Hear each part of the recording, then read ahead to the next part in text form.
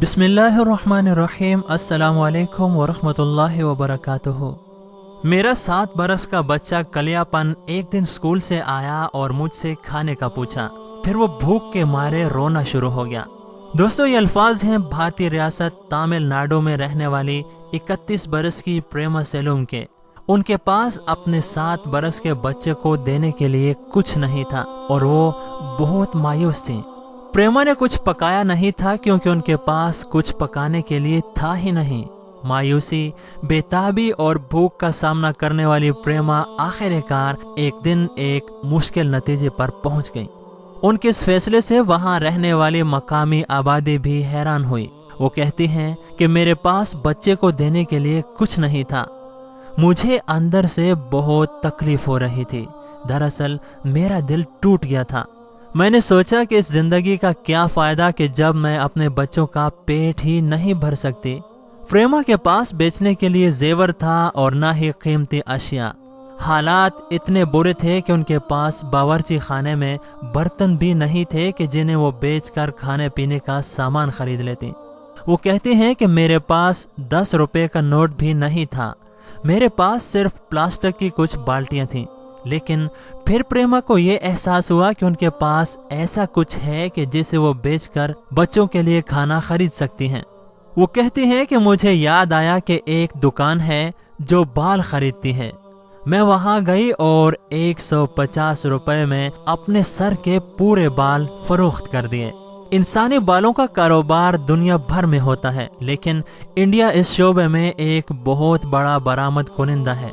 जब बाल बिक जाते हैं तो उन्हें आपस में जोड़कर नकली बाल या विग और हेयर एक्सटेंशन यानी कि बालों को मसनूई तरीके से लंबा करने के लिए इस्तेमाल किया जाता है। बहुत से हिंदू अकीदतमंद मंदिरों में अपने बालों को नजराने के तौर पर पेश करते हैं और उनका मानना है कि इससे उनकी दुआएं कबूल होंगी। इन बालों को मंदिरों से खरीदकर डीलर बाहर मुल्कों में बेचते हैं। बहरहाल प्रेमा को जो बाल बेचने से पैसे मिले उससे एक मुतवसत तबके के लिए बनाए गए होटल में एक वक्त का खाना ही खाया जा सकता था। लेकिन अपने गांव में वो इससे बहुत कुछ खरीद सकती थी। वो कहती हैं कि मैंने पके हुए चावलों के 3 पैकेट्स खरीदे। एक पैकेट 20 रुपए का था। उन्होंने अपने बच्चों को खाना खिलाया, लेकिन ये सिर्फ वक्ती आराम था। उन्हें पता था कि वो अपना आखिरी तरीका इस्तेमाल कर चुकी हैं और अब एक बार फिर बच्चों का पेट भरने के लिए परेशानी शुरू हो जानी थी। इस वाक़े से कबल प्रेमा बहुत अरसे तक अपने शौहर के साथ ईंटों की भट्टी में काम करती रहीं। इससे दोनों मियाँ बीवी इतना कमा लेते थे कि उनका बमुश्किल गुजारा हो जाता था। उनके शौहर ने अपनी भट्टी लगाने के लिए कर्जा लिया, लेकिन वो ऐसा कर नहीं पाए और मायूस रहने लगे। उनके पास कभी पैसे नहीं होते थे और वो हर वक्त परेशान रहते। कुछ अरसा बाद जब उनसे रहा नहीं गया तो उन्होंने खुद को आग लगाकर मार डाला। इधर अब अपने बालों को बेचने के बाद प्रेमा के पास न तो कोई रास्ता था और न ही सहारा। उन्होंने भी खावन के नक्शे कदम पर चलने का सोचा। खुदकुशी की कोशिश में दुकान पर गईं और वहां से कीड़े मारने वाली दवाई मांगी, लेकिन उन्हें परेशानी की इस हालत में देखकर दुकानदार ने वहां से जाने को कहा और दवाई नहीं दी। वो घर आईं और उन्हें कुछ और सूझा।